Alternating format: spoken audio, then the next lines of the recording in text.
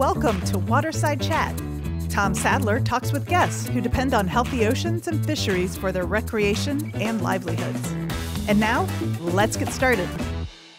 Well, good afternoon and welcome to today's Waterside Chat. I am Tom Sadler, the Marine Fish Conservation Network's Deputy Director. And today we're joined, I'm delighted to say, by Colles Stowell, who is the founder and president of the One Fish Foundation. He's also the network coordinator for Slow Fish North America.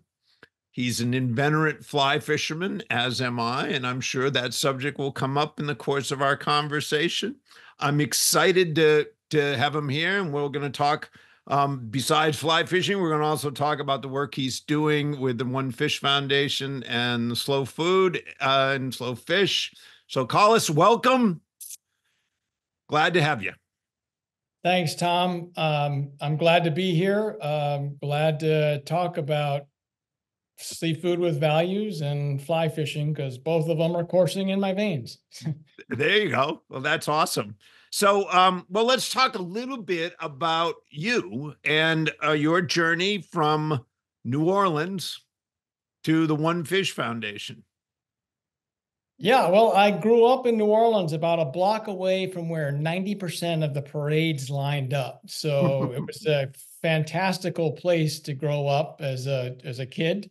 We used to, my best friend and I used to go down the length of the parade floats as they were lined up and bug the heck out of them and say, throw me something, until they got mad and really threw something at us. And then we'd go and get them around when they went around the corner. So, yeah.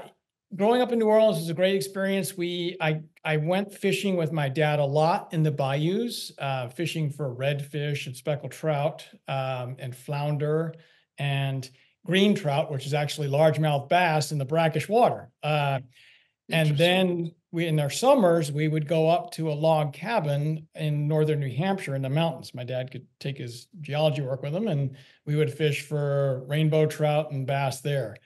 Whereabouts in New Hampshire, Colles? That's it's in Lancaster, New Hampshire, north of the presidential, north of all of the, most of all the mountains in the White Mountain area. Awesome. But fishing, going from fishing bayous and brackish water into these small lakes and streams up in the mountains was pretty unique experience. And it was great to learn the different ecosystems that I was getting into. And I think so. I'd always had that sort of relationship with fishing with me, but also growing up in New Orleans, where seafood was, at the time when I grew up in the 60s and 70s, it was local. It was you take it for granted almost. You could go. We would hop in our Buick estate wagon, as a black wood paneled estate wagon, drive down to Plaquemines Parish, south of the city, and we'd get a bushel of shrimp that was still flicking because it was just pulled out of the boat hold. And to me, that's what seafood was. That's what local seafood was. That's it was there. We go get oysters too, or we could catch our own redfish or something. So it was always something that was available. So I never really thought about seafood and where it came from until I started writing a blog about fisheries, sustainable fisheries. So at the time, I started out as a journalist. I worked starting out at a weekly newspaper, daily newspaper, then moved up and started doing freelance writing for the Boston Globe, United Press International, New Hampshire Public Radio, a little bit for National Public Radio. Went into PR work, where I was writing about some of the hardware and software that's common to us today, like Wi-Fi and Bluetooth. And then I started my own consultancy, website consultancy, where I was helping people build content for their websites. One of my clients was this guy in San Diego who was selling sustainable fisheries apparel, hats, t-shirts, and all of that. And he asked me to do a blog for him.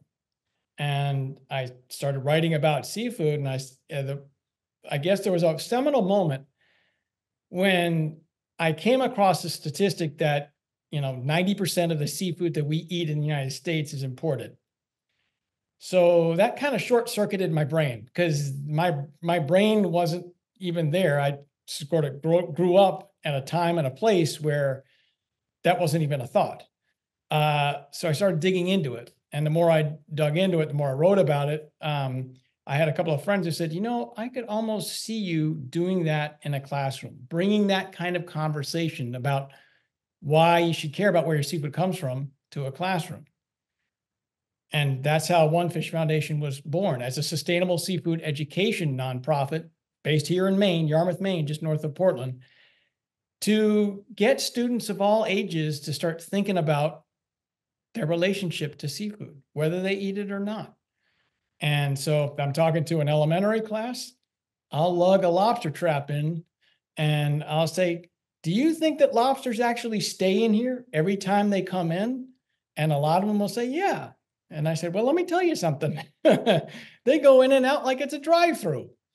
And then in high school, we'll start talking about climate change impacts on seafood and, migratory patterns, predator-prey relationships, all of that. And in college, I'll talk about the intersection of climate change, markets, and policy. And then, hosting sustainable seafood dinners at different locations where we're getting people in the community to hear the story of the seafood they're eating from the fishermen who caught it. So that's kind of how long-winded, One Fish Foundation came about. And so help me, it's, you had that transition in the middle of being a journalist. Talk a little bit about, sort of that aha moment you had a little bit more. You started to mention it. And you mean in terms of that aha moment when I realized that seafood isn't what I thought it was? Right. Exactly. Yeah. Right. I think for me, it kind of brought a spotlight into something I kind of suspected in the back of my mind, but we had really gotten so far distanced from our food source collectively in this country and elsewhere, but collectively in this country, so that the concept of the fact that we eat a lot of seafood in this country, but that so much of it is imported is significant. I mean, for example, in broad strokes, the United States eats about 6 billion pounds of seafood a year. This is according to NOAA, National Oceanic and Atmospheric Administration. About a little over 5 billion pounds is imported. And even though that some of that is stuff that's been caught here and then sent elsewhere to be processed and brought back in, it's still coming back in as a fundamentally changed product. So the real trick here is that we harvest 7 billion pounds of seafood domestically. So we're harvesting more than what we would need to eat. Right. But the seafood supply chain is so complex. That moment when I read that statistic and started digging into it, it made me realize, wow, we are really becoming just so dependent on an industrialized food system that we don't even know where it's coming from, much less what's in it. And that concerned me. And so that's why I started getting into it more, because I think more people need to know where their food's coming from in general, and specifically where their seafood is coming from, because there are a lot of implications with that. Well, for sure. And so, but most people read an article and that maybe light bulb goes off, but then they go on with their life, right? And they do not. So what I'm digging at here, Colles, is trying to say, okay, so why didn't you stay being a technical writer or an ad exec or something like that? And why did you go to, okay, now I'm going to start a foundation to educate people? It's got to be more than one statistic. And if you're pointing to the picture on your wall, I get it. Yeah. Well, And for our and for people who are listening to this later, it's Colles has got a beautiful picture that his daughter drew for him of a fish, and it's but it's I don't think it's an accident that that's in the camera view. yeah, well, that's this, her picture of slow fish. She did that when she was like 5 or 6. My daughter Esty, and because this has been intrinsic in my life, and therefore she's been exposed to it. I've had, poor thing. I've talked to her classes like 4 or 5 times, so she's got the narrative pretty good. Yeah, I mean, to get back to your question, Tom, that's a great question. I think for me is that the fundamental shift is that, wait a second, I had been taking for granted myself, my relationship to food, and that whatever I was eating, even though, I mean, yeah, sure, the coffee bun from Dunkin' Donuts at 2 o'clock in the morning in college, yeah, I know that's a mistake, and I'm going to pay for it later. But Yeah. well, it's college, right? But starting to think about the relationship that we have with food and our health and the planet's health and all of that motivated me to think that, a lot of people don't know this, but they really should. And Okay. that to me was important.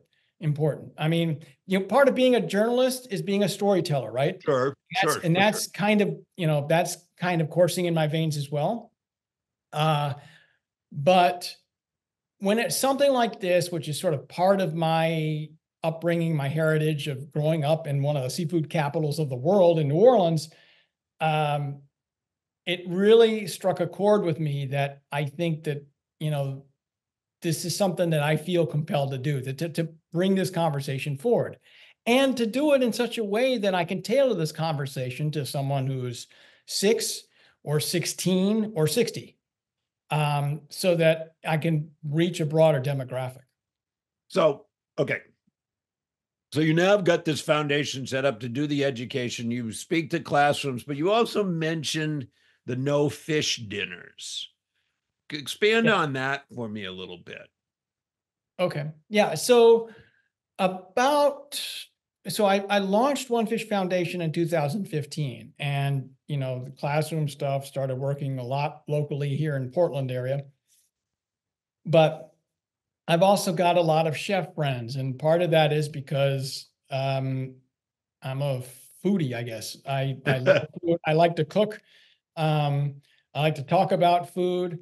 I like sourcing, and so I've made friends with chefs, in the seacoast, Portsmouth, New Hampshire, where I used to live for about 20 years. Some chefs in New Orleans area, and started thinking about this experience of, wouldn't it be great if we could create an engagement, some sort of an event where we could draw people into the conversation about knowing where your seafood comes from matters. So one of my dear chef friends, his name is Evan Mallet. He's a chef at Black Trumpet restaurant in Portsmouth, New Hampshire, and known him for a long time. And he and I were talking about this, and he said, yeah, I think it's a good idea. The one thing I want to avoid is to not get into sort of like the high profile trash fish dinners that were so popular, where people come and spend a lot of money. They eat, something like lionfish or whatever, so an underloved species, so to speak. And then they leave and it doesn't resonate. And I said, right. So why don't we bring the fishermen in that caught the fish that people are eating, and they can hear the story directly from the fishermen? That way we're drawing a straight line from the ocean to the plate. And hopefully that kind of storytelling and messaging sticks. Mm-hmm.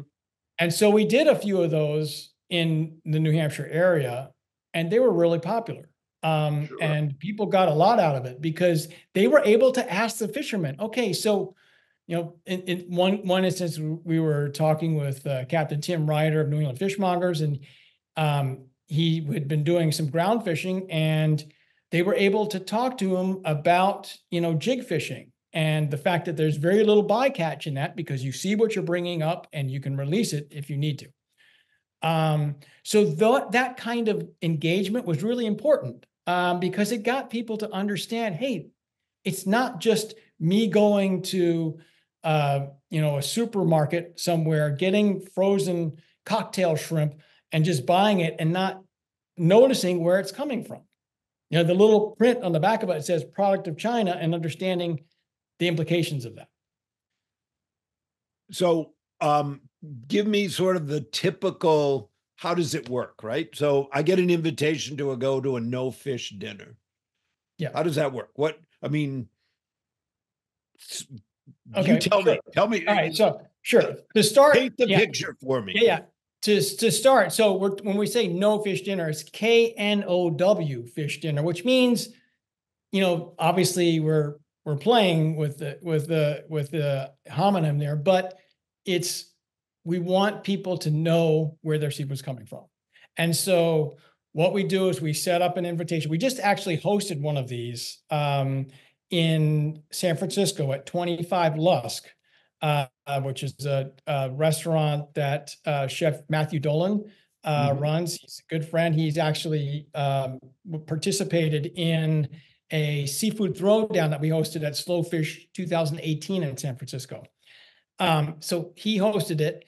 And then from there, we had Kenny Belov of 2xC, Kirk and Camilla Lombard of Sea Forager, and Gary Fleener from Hog Island Oyster.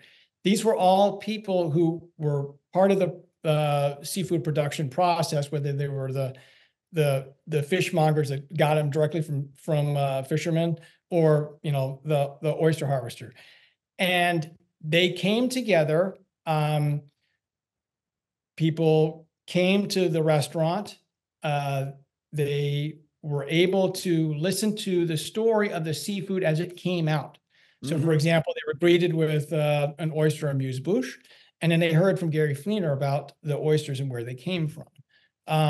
Then there were different courses, and they heard from both Kenny and Kirk about the seafood that they were eating.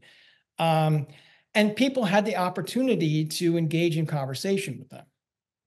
And that's really the most important point. We're providing the community the ability to ask questions from their producer. I mean, I often say when I'm in a classroom or at a community event, I want people to think of buying seafood the same way they would think about buying eggs at a farmer's market. You have the opportunity to find out, all right, are these chickens free range? What kind of feed are you, feeding them? Are there any kind of antibiotics involved? This way you can get to know the story of the food you're eating, in this case, the seafood that you're eating. Do you think that that education is something that can be scaled, that can be duplicated in other places? Absolutely. Okay. And one of the mottos that we keep going after, and you'll see it on our social media channels, is one conversation at a time. Right. Every conversation, every opportunity for a conversation matters. Again, because it's the opportunity to ask and answer any questions that come up, alleviate any concerns, or explore, different ways of going about seafood conversations. So for me, I do think it's scalable, and that's why I'm involved with Slowfish and with Don't Cage Our Oceans, and working in parallel with organizations like the Local Catch Network, North American Marine Alliance, because these kinds of partnerships are ways to amplify the message. Know your fishermen if you can, or know the story of your seafood. And seafood with values. What do I mean by seafood with values? I mean seafood that is coming from a community-based food system that is not industrialized, that is not pounded with chemicals, that is not associated with global transshipping operations that obscure the story of the seafood, where it's coming from, whether any chemicals were involved in its production, all of that. So I'm going to transition, but the obviously the no fish dinners is something that I find particularly innovative. It's we're going to get to your making gumbo on the streets of Denver in a bit, but it is what's important to me, or the message that I think is important here is that you're creating a space for people to learn about their food, which I think, regardless of whether it's seafood or terrestrial based food, is not only important. I would argue that it's essential to the future of our foodways in this country, and it is. Um, the work with the indigenous communities, the work with our local community fishermen. I think it's essential, and it drives a lot of where advocacy in the future is going to have to go to maintain a healthy, sustainable population of whatever food we're eating, whether it's even if it's plants. All right, we just can't keep, in my opinion, and I suspect you share this, obviously, is that we can't keep industrializing our foodways, or we're gonna find ourselves, if not already, in a very bad place. Let's go to a pathway that you and I talked a little bit about, how fly fishing brought you to sustainable seafood, how that passion fits together with sustainable seafood. And if that was too hard a transition, you can fill in the blank. I'm trying to stay at least on my outline a little bit here. Well, I appreciate that. I mean, we could, anytime you get me on the soapbox talking about this stuff, you're going to have to get the sharpest. That's why you're on the show, though. I want you on that soapbox, Colles. Exactly. It is a hard transition, but only because it's not really a linear equation, right? Okay. For me, fly fishing, that's my connection to my dad, who passed away in 2008. But it's my connection to nature. Okay. And in that, I'm finding balance. I mean, if you talk with commercial fishermen, often they're going to tell you they find balance on the boat, on the water, right? And to me, the link here is that finding balance on the water, finding our balance in nature, is intrinsic to it should be intrinsic to how we eat. And you spoke about, indigenous relationships. In fact, you had Melanie Brown on earlier. Right. She's one of my mentors. God bless her. She had the patience to teach me how to set net on her on the lease that her great grandfather had set up, up in Bristol Bay. And that was a serious aha moment for me, for understanding it. This is living in balance with nature. This is how it should work. This is how our food system should work. So for me, feeling that balance on the water, if I'm fly fishing and I'm catch and release, unless I've already catch a bluefish or something like that, but for the most part, I'm catch and release. But it's just finding that balance in nature and realizing that if we were to bring that balance forward to our relationship with our food system, we'd be in a different place. We wouldn't be operating under the confines of an industrial food system. If we could do that collectively, I think that would be significant.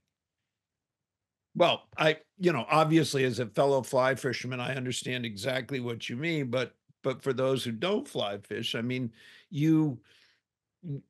as fly fishermen, at least in my case, we pursue our the fishing in a somewhat handicapped way, meaning we don't do it the easiest way we can. We do it through using tools that are rewarding to us, and whether it's in the craftsmanship of the tools and the craftsmanship of the flies that we use, there's more to it than just, well, we're out here to catch fish. And while that's a end result in many cases, and we do it for that connection to nature. Is that fair? Yes. Is that your experience as well? So in using that analogy, if you will, it's interesting to me to hear you talk about how fishermen, not fly fishermen, but commercial small boat fishermen find that balance out there as well. And I don't think there's a fly fisherman out there that doesn't find something new almost every time they go. And Yes. so it talks to me about, I'm connecting this back to both the education of the One Fish Foundation and the no fish dinners that you produce is not unlike fly fishing in some respects. In some respects, right. I mean, I think certainly that every opportunity to engage the public in these kind of conversations is an opportunity to learn, and that's really critical as part of this equation, and finding balance in these conversations as well. I mean, for one thing, just to add on here, because this is a part of the conversation that often comes up is, resource allocation. And, sometimes there's conflict between, recreational fishermen and commercial fishermen. And first of all, I'd like to say, as someone who's sort of working both sides, with building relationships with small boat fishermen, as you said, commercial fishermen, as well as recreational fishermen, I'd like to see more balance there in terms of, it shouldn't be an adversarial relationship, I don't think. Right. It should be sort of community focused. I'd like to see that. I'm not sure that going to, but I just want to acknowledge that, that is a conversation. I don't think it needs to be as adversarial as it sometimes gets. But yes, to your point, I think that for me, it all comes back to sort of like, I have a passion for this. Right. And it's something that I didn't know, right? I have a passion for fly fishing. I've known that for fishing all my life. Right. But I developed a passion for this kind of work, this kind of advocacy, this kind of conversation to bring more people into this awareness of, their relationship to food, their relationship to seafood, and why they should care. For me, that's part of that balance too, if that makes sense. Yeah, no, and again, I think part of why I'm sort of following this thread, if you will, is this line of questioning is that, as someone who fly fishes professionally, that there's an element to it in terms of passing on the knowledge, having people learn the craft and all that. But it is that connection to the system, right? It's fly fishing is not just throwing a chunk of bait in the water. There's a whole system involved, and what you're talking about in terms of sustainable, the ship's bell goes off here. Sustainable seafood is grounded a lot. I think people who spend time fly fishing will appreciate that interconnection of all those elements to that, and it is focusing on those values in the seafood system. Can you talk a little bit more about your work there? Yeah, sure. That would be talking a lot about like the the slow fish values, right? Right. Yeah, definitely we could do that. One thing also in terms of recreational fishing and sort of fly fishing, I mean, I just gravitate towards fly fishing because I mean, I like the motion of the cast and all of that. Right. There's balance and all of that too, but I also don't want to necessarily poo-poo different types of recreational fishing, whether it's spin casting or using bait, whatever. Because I grew up using worms, fishing for Sure. so and cacao minnows in the bayou, Sure. chasing after. So that's all. Everybody finds balance different ways with recreational fishing. And I'll still spin cast every now with a popper looking for stripers up on the surface. Seafood with values. So this is with the work with slow fish that I do. So as slow fish North American network coordinator, also on the oversight team with I saw Kevin Scribner, who's also one of your guests, also joining here.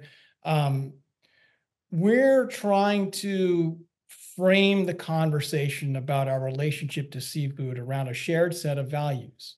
And that's, seafood that is good, clean, and fair. So seafood that is good, what that means is that seafood that has been handled properly, processed properly so that it preserves the nutritional and health benefits that you're promised.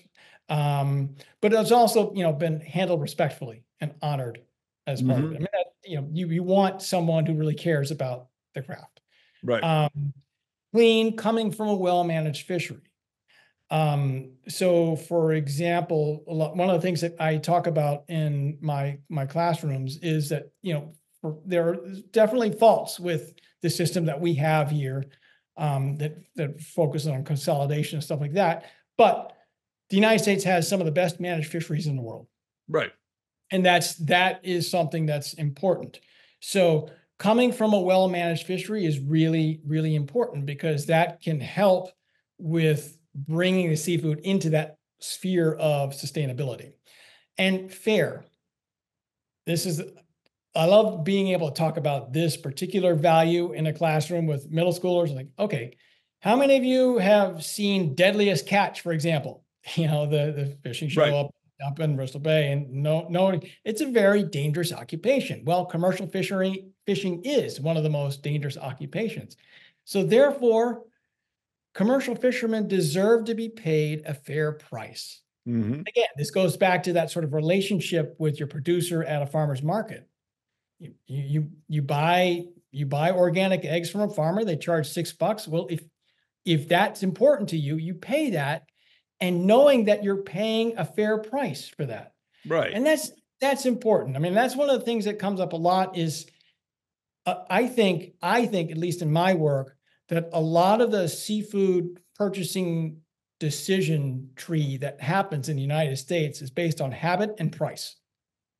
So going back to that example of the cocktail shrimp, frozen cocktail shrimp, you go, you get your 5-pound bag, you pay $12.99, you run on a scanner, and you don't see product of China on the back, realizing that means there's a high probability that it's been treated with antibiotics, possibly growth hormones, and quite possibly as well pesticides to deal with sea lice and stuff. So again, that awareness, that knowledge, getting people to own their relationship to seafood, getting them to take the initiative to ask questions, to learn the story of where their seafood is coming from, that's important. And that all fits in with that value set that I talked about, good, clean, and fair. The other part about fair, it's not just about fair price to fishermen, which is really important, but how labor is treated as well.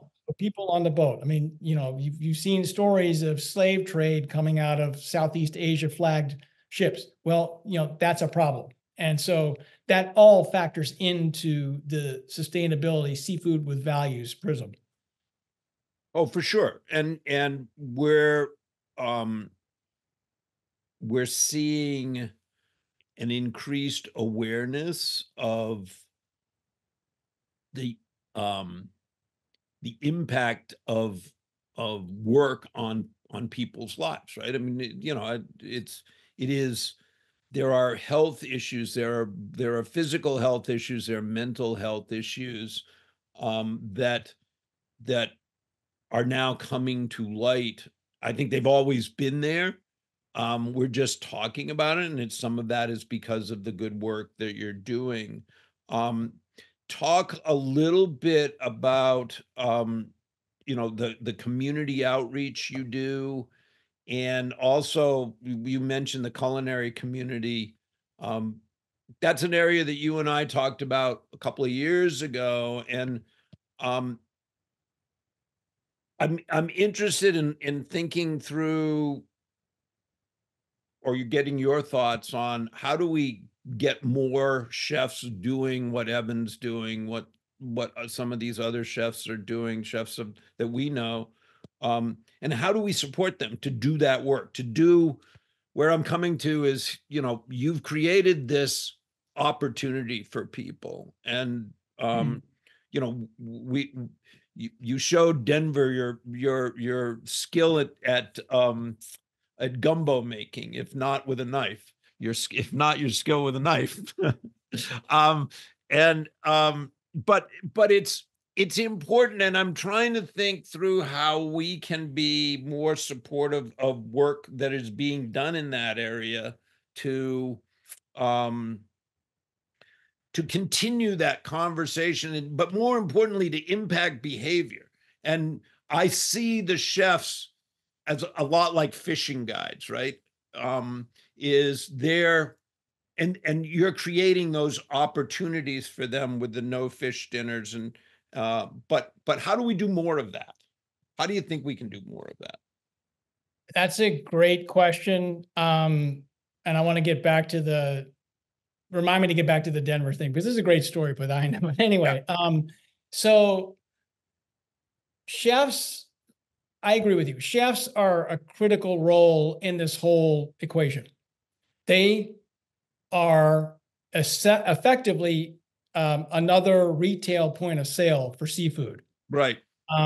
And so they have a unique role in their ability to communicate with their customers via the seafood that they serve, via their menus, and via events or direct contact.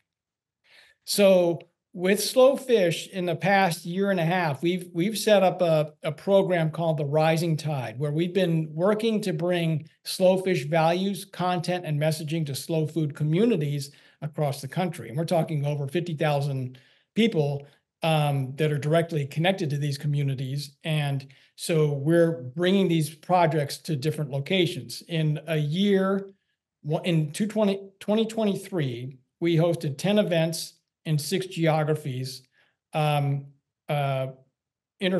with fishermen, chefs, and people from the community.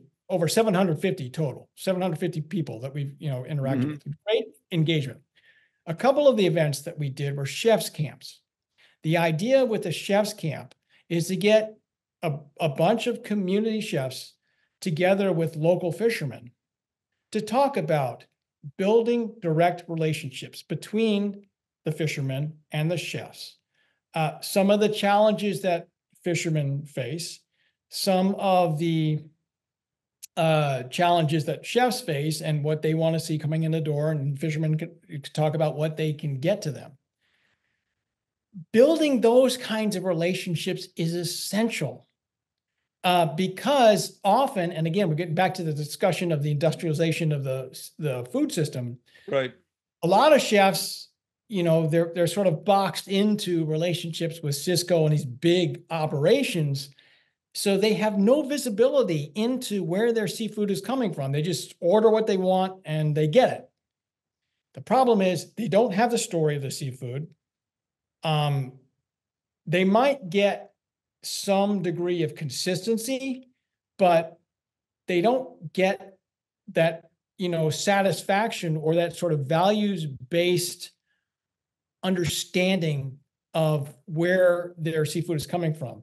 And what I call this is sort of like a transferable trust. So if you build a direct relationship from a chef and a fisherman, the chef trusts the fisherman to find, responsibly harvested seafood that is great quality, that he can, the chef feels confident in serving to customers.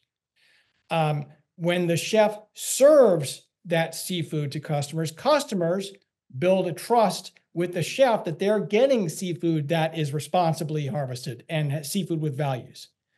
So that transferable trust is bringing visibility and basically transparency in the supply chain that wouldn't necessarily be there, because the trust is extending from consumer to the chef to the fisherman. Building that kind of relationship is really important, because that's a really effective way of combating the industrialization of the seafood system. I can give you an example. Perfect. In New Orleans, in November, we hosted one of these great events, and did that with Chef Dana Hahn, another one of your guests. Right. Dear friend of mine. He's the one who's got me, cooking at Gumbo Fest and all that sub-reality for me. But it was amazing. Hardest I've ever worked in my life. But we gathered about 14 or 15 chefs from the New Orleans area. We also had Lance Nacio of Anna Marie Seafood. So right. Someone who's great in the network. He does it right. No chemical treatments on any of his shrimp. It's the highest quality shrimp you're going to get. Kendra Arneson, Captain Kendra Arneson. Yep. She also fishes out of south of New Orleans. And Sandy Wynn of Coastal Conservation Communities, Coastal Communities Conservation, sorry. And they were able to talk to chefs about, first of all, the impact that the flood of imported shrimp has had on the price. The dock price of shrimp dropped from $3 a pound in April of 2022 to less than 50 cents a pound now because of all of that. And shrimpers can't make a living. The other thing that they were facing is that a major seafood supplier had come in and purchased one of the last independently owned ice houses south of New Orleans, processing plant. And in so doing, that affected the price as well, where, how much shrimpers were getting. So after this discussion where these chefs were able to listen to the fishermen and what's going on, 4 of them pulled their accounts from this supplier. And that's what we're talking about in terms of making something happen. Trying to build the narrative around the impact that consolidation can have on local fishermen.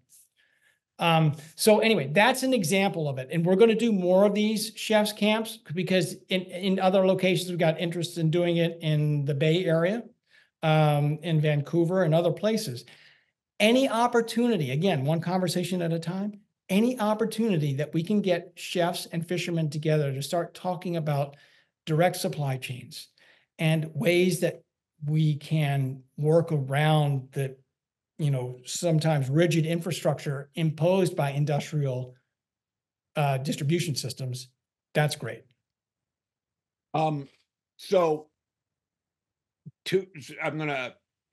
Kevin asked the question about the upcoming Slow Fish Charleston gathering, which you mentioned earlier. So let's stay on that theme for a second, and then I'm going to come back to the advocacy side to sort of wrap us up. Sure. So the Slow Fish Network is a very vibrant network. A lot of people that are very motivated by their sense of belonging in a group that has these shared set of values, good, clean, and fair. And so the first event that we hosted was in 2016 in New Orleans, and it was an in-person event. We had around 200 people from around the world, mostly from the United States. And it was a great event. We talked about a lot of the issues that affect fishermen, consolidation, climate change policy. And it was a great gathering, and we brought that energy forward and started looking at, and by the way, with that gathering, relationships were formed. So fishermen that didn't know each other before connected, and we started seeing collaborations in different ways. And some of that was like shrimp that is, harvested in Louisiana is being sold in Maine, or in California. The next event we had was in 2018 in San Francisco. And so more of that networking came together with some more conversations, including indigenous understanding, indigenous relationships to natural food systems. That was really important. Yeah. We had an event planned for 2020 in New Hampshire in March, and we had to pull the plug on that because we all know why. That's a year of my life I'll never get back again. But we took the energy from that and we did a series of webinars that were great. Yep.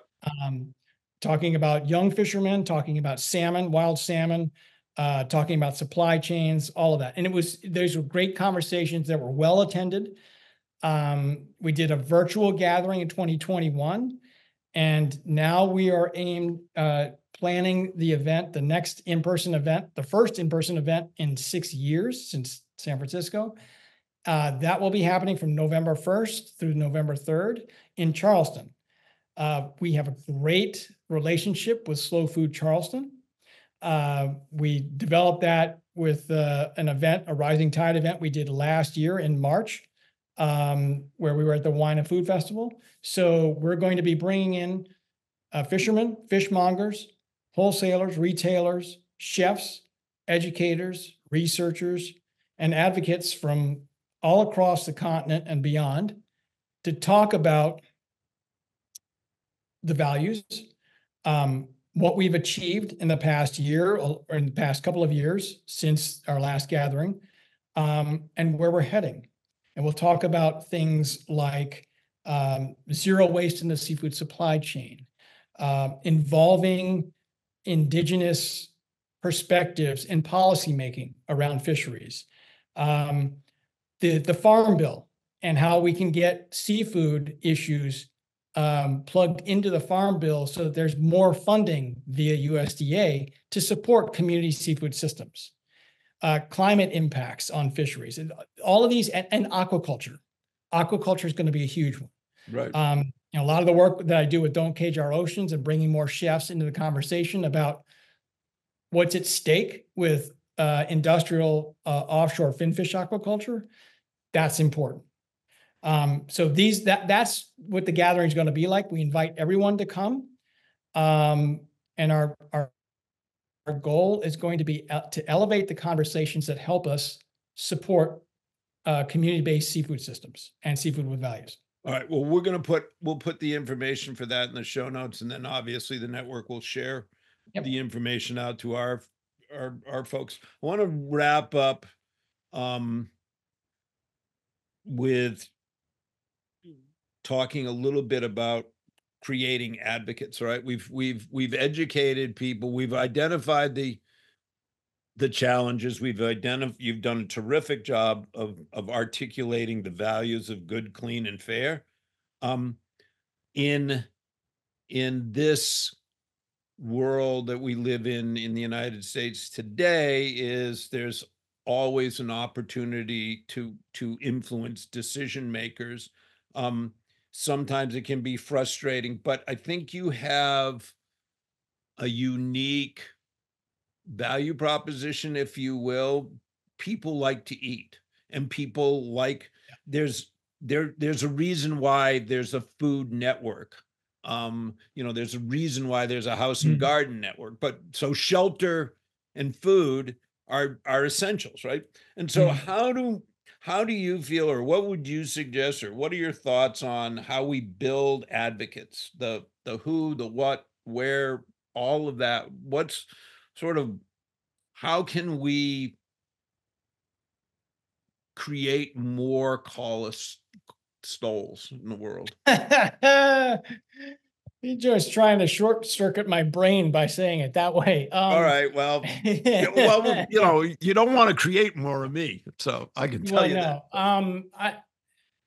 I guess I would default to saying you do it one conversation at a time. Okay. And I know that sounds kind of trite, but the fact of the matter is you don't make those connections just by creating a website, for example. Sure. You have to be able to communicate why people should care. And you're best going to be doing that when you're standing in front of them. Mm-hmm. And Or that's the experience this you've way. gotten from standing in both the edge of the classroom and the Yes. restaurant. Yes, exactly. It's because I think, to a certain degree, I talked about transferable trust, and to a certain degree, passion can be transferable in terms of, getting behind a movement that matters to you. And so, in this case, when you're talking about why people should care where their seafood is coming from, you can do that. You can do that by, explaining, well, let's talk about what you don't know, and why that is concerning. And then talk about what happens when you do know and what happens when you share that information. And when you do that, that's sort of like it's a low-hanging fruit kind of model for advocacy, spreading Right. advocacy. When you can, first of all, own that decision, like own that relationship to seafood, Right. understand why it matters to you, and then maybe share that with someone else so that maybe they understand it. Because it's not, and there's no one solution to it either. I mean, it's Sure. important to have information on a website, sure, but you need to be able to build context around that. And more often than not, the most effective context is going to be an in-person conversation, Awesome. if that makes sense. No, it makes total sense. And it's, the need to increase the amount of education and the breadth of education that's happening is I think sort of the mission, if you will, of the work that we do, you and I and others, to um help make that connection and help drive that understanding. Because I think too many people think that seafood comes from the store, right? Yeah. Too many people think Exactly. hamburgers come from McDonald's or whoever, right? The difference between a craft made dinner and a dinner from a a franchise restaurant is I'm not I'm not running them down, other than to say it's different. And there's um I think we came from an era where things were craft made, and we need to get back to that. Mhm. So And a seminal moment for me, just real quick, a seminal sure, moment. no, absolutely. Because you talked about something that strikes a chord with me. So the second set of classes that I ever taught this was a follow-up class that I taught to a group of sixth graders at a middle school here in South Portland. And I get them all at the end of the class. I ask them, what's the one question you're going to ask the next time you're at a restaurant or a seafood store? And they all say in unison, hopefully, if they've been listening, where does it come from? The second time that I met with this group, I said, okay, how did we do? And this girl raised her hand and she said, I stopped my mom from buying shrimp at a restaurant because it was from Vietnam. And I threw up my hands and I said, touchdown. This is what I'm looking for. Yeah. That kind of realization, so that you're not surrendering the decision to somebody else. Oh, I like that. Not surrendering the decision to somebody else. If you own that decision and you ask the question, you get the story of seafood, you're not surrendering to somebody else, then you're taking control of, your relationship to seafood. That's what I want. A lot of this comes down to personal responsibility and the willingness to be educated and take that education somewhere useful. And somewhere in there, hopefully, advocates are coming up with those conversations, the more that we have. Awesome. Well, you know, my friend, how much I enjoy the work you do, how much we want to be helpful in doing that work. I look forward to continuing our collaborations in the past. I especially look forward to the opportunity of fishing together when that opportunity creates itself. Is there anything you want to go out with final on, anything to say before we say goodbye, or until next time? Two things I would say, for everybody here, know the story of your seafood. You got the right to ask the question. The second thing is Tom's reference to Slow Food Nations in Denver, where I made gumbo. What the reference about knife skills was that just before I even started cooking, I almost cut the tip of my finger off. Fortunately, Tom, who has like wilderness survival training or something like that, helped me stop the bleeding on that so I could make the gumbo before I went to the ER room to get stitched up. So that's the nature of our relationship going on. I wasn't Colles' sous chef. I was his field medic at that exercise. So. Thank goodness. It's been a fun friendship from the beginning, Colles, and I've enjoyed it, and I look forward to having you back on the show at some time in the future. There's things we didn't cover, and we will in a future episode. I'd be glad to come back. So thank you for making the time. So that's it for today. Our next Waterside Chat is in the works. It will be a chalk talk on video production with our own Joe Knight. Details will be in an email. And until then, I thank you for joining us. Thank you all. If you enjoyed this episode of Waterside Chat, share it with your friends and colleagues. You can check us out on YouTube or most podcast services. To stay up to date on Waterside Chats and the Marine Fish Conservation Network, sign up for emails at conservefish.org. Thanks for listening, and we'll catch you at the next Waterside Chat.